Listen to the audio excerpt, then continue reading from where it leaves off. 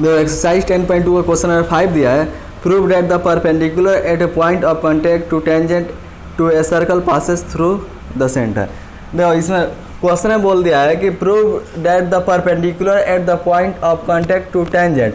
देखो जो point of contact के पॉइंट ऑफ टेंजेंट के पॉइंट ऑफ कॉन्टैक्ट पर जो परपेंडिकुलर होता है, ठीक है ना, तो वही point of contact to tangent to a circle passes through the centre. तो देखो ए भी क्या है, टेंजेंट है, पी क्या है, इसका पॉइंट ऑफ कॉन्टैक्ट है।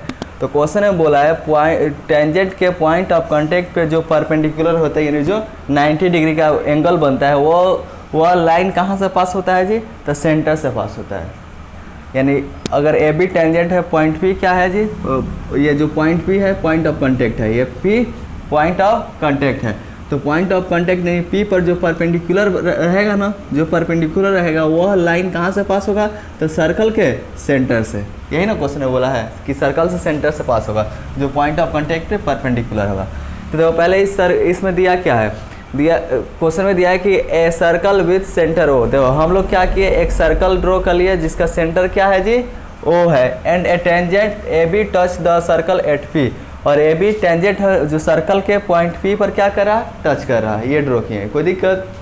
हम लोगों को यही ना प्रूव करना है, परपेंडिकुलर ऑन ए बी क्या है जी, टेंजेंट है, ए बी टेंजेंट है ना, तो टेंजेंट ए बी पर जो परपेंडिकुलर होगा एट पी। देखो ये जो टेंजेंट ए बी है, टेंजेंट ए बी के पॉइंट पी के point P point of contact है, तो पॉइंट ऑफ कॉन्टैक्ट पे जो परपेंडिकुलर होगा, यानी पी पर जो परपेंडिकुलर होगा पासेस थ्रू ओ, तो कहाँ से पास होगा जी, ओ से पास होगा। ओ इसलिए लिख देंगे, ओ क्या है, सर्कल का सेंटर है, ठीक है ना। तो इस टेंजेंट ए बी के पॉइंट पी पर जो परपेंडिकुलर होगा वह सर्कल के सेंटर से पास होगा, यानी ओ से पास होगा। ये प्रूफ कहलाना है। तो देखो हम लोग अपने मन से एक, ये तो इसका सेंटर है, मालूम है ना, हम लोग अपने मन से यहाँ पे एक ओ डैश एज्यूम कर लिए। क्या चीज़ ये, ओ डैश। और हम लोग मान लिए कि जो टेंजेंट ए बी के पॉइंट पी है, पॉइंट पी पर जो परपेंडिकुलर लाइन रहेगा, जो परपेंडिकुलर बनेगा, वह ओ से ना पास होकर ओ डैश से पास होगा। कहाँ से पास होगा जी, ओ डैश से। यही ना एज्यूम किए हैं, यानी पी पर जो परपेंडिकुलर होगा वह ओ डैश से जाएगा, ये हम लोग एज्यूम कर लिए, ठीक है ना। जब ओ डैश से जाएगा तो यानी पी पर वो क्या होगा, परपेंडिकुलर होगा। इसका मतलब यही ना एज्यूम किया कि ओ डैश से जाने वाला लाइन पी पर क्या है, परपेंडिकुलर है। देयरफॉर एंगल, देखो O dash P B equal to क्या होगा, 90 डिग्री, क्योंकि एज्यूम है हम लोगों का। ये बात समझ में आया। तो angle O dash P B equal to 90 degree होगा।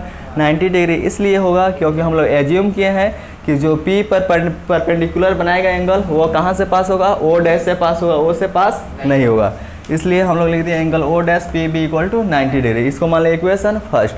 हम लोग थ्योरम इससे पहले प्रूव कर चुके हैं कि जो रेडियस होता है वह टेंजेंट के पॉइंट ऑफ कॉन्टैक्ट पे क्या होता है, परपेंडिकुलर होता है।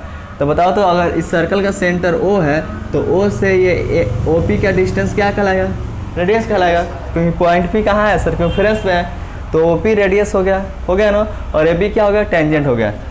तो देखो इसमें O P perpendicular A B होगा, क्यों होगा, क्योंकि हम लोग जानते हैं radius perpendicular to tangent at point of contact. जो रेडियस होता है पॉइंट ऑफ कॉन्टैक्ट, टेंजेंट के पॉइंट ऑफ कॉन्टैक्ट पे क्या होता है, परपेंडिकुलर।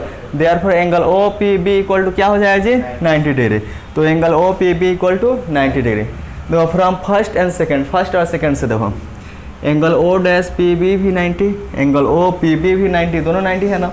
इन दोनों का अगर आर एच एस इक्वल है तो इन दोनों का एल एच एस भी इक्वल।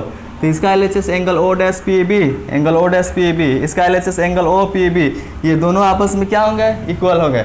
लेकिन क्या ये कभी पॉसिबल है कि पॉइंट सेम है, एक ही पॉइंट है ना। जैसे ये देखो ये लाइन है, ठीक है, यहाँ पे एक पॉइंट पी ले लेते हैं और यहाँ पे एक पॉइंट एस है।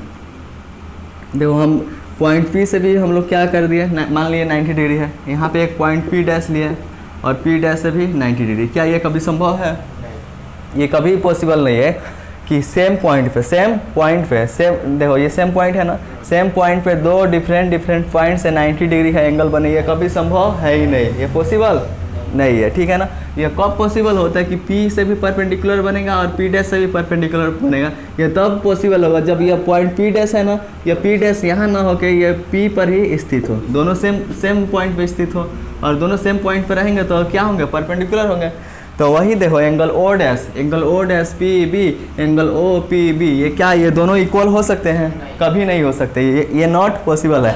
ये कब पॉसिबल है? It is only possible when O P and O dash P coincide. ये तभी पॉसिबल है जब ओ पी और ओ डैश पी दोनों क्या हो जाए? कोइंसाइड हो जाए, यानी दोनों एक ही पॉइंट पे आ जाए, तब क्या है ये पॉसिबल है कि ये दोनों एंगल आपस में क्या हो जाएंगे? इक्वल होंगे।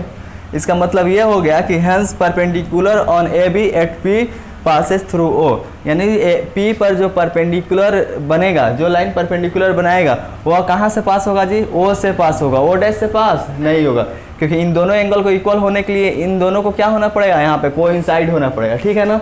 और यही ना प्रूव करना था, हो गया ये प्रूव, नोट करो।